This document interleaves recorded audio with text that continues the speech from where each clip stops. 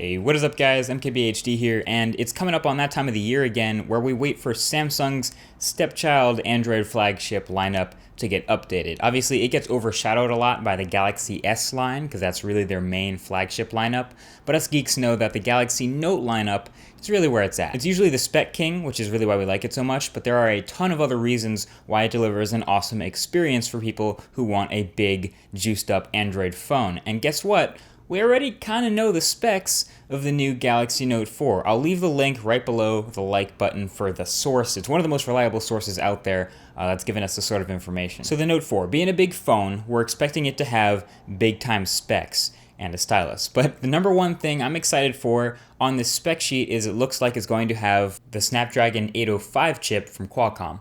A lot of the most recent flagships up till like right now have been powered by the Snapdragon 801 chip, which is another great processor, and it's not like bad or anything, but we haven't really seen the real power of the Snapdragon 805 chip yet, so it's been mostly hyped basically up until this point. So it seems like the perfect chip to power the new Quad HD display. Yes, we're going there. If you've seen my videos about the LG G3, you already know that it's one of the first smartphones to rock that 2560 by 1440 resolution, an absurd sharp pixel density for a smartphone display. And not to be outdone in the spec department, the Galaxy Note 4 is going to have that same resolution. We don't know what size yet, but it will also be an AMOLED display. So it'll have the pitch black blacks, the absurd contrast ratios, the typical oversaturated Samsung style, and it's going to be an incredibly vivid and sharp display, and I'm really pumped to see what that looks like. Obviously, also being an AMOLED display, you'll have room to do some cool lock screen features, some nifty pixel lighting or not lighting tricks, the same way the Moto X did, so there's a lot of room for some crazy awesome features here with a display like this. It'll also pack a 16 megapixel Sony-made camera sensor that's also already used in a couple of other flagships right now. It's really good. We've seen the results of it in other great phones, and it'll also have optical image stabilization, so no complaints with what we're going to see out of the camera quality. And then I'm going to assume that it'll continue the trend of having an absurd amount of RAM, so 3 gigabytes, maybe even 4. And I'm going to assume that it'll continue the trend of having a massive battery, because a phone this big always has a huge battery, at least 3,000 milliamp hours, probably more. And this phone is also going to come out after Google I/O, so on the other side of potentially a new version of Android being released. And if it does happen, then I would expect this phone to be one of the first to be updated to it, if not already having it out the box. So what it really comes down to for me is what it looks like, the design.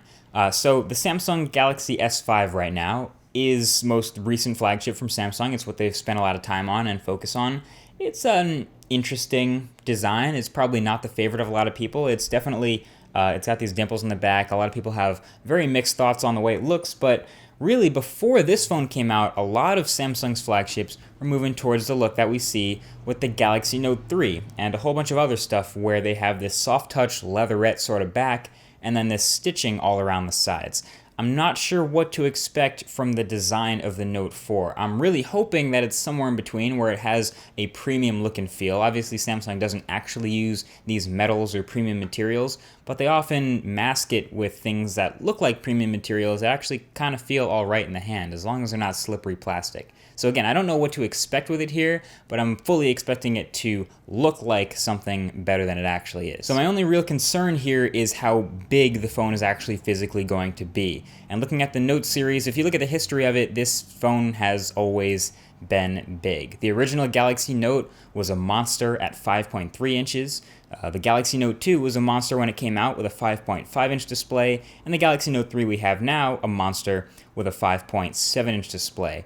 Math would seem to indicate that we're going to get something around a 5.9 inch display with the Galaxy Note 4. But it doesn't have to be. I'm really liking the trend with smartphones now where we're moving towards these thinner bezels. Again, you see it prime example with the LG G3, where they could use another 5.7 inch panel, but just thin out the bezels a bit and make the phone more comfortable to feel and hold in the hand.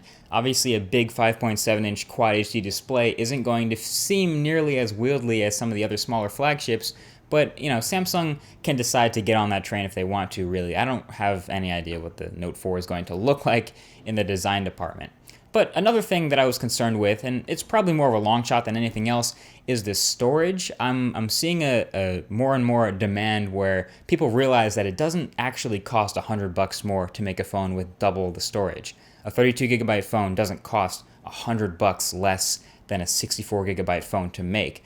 So people are more and more requesting to give the baseline price for a 32 gigabyte phone and have a 64 gigabyte phone be a plus $20 option.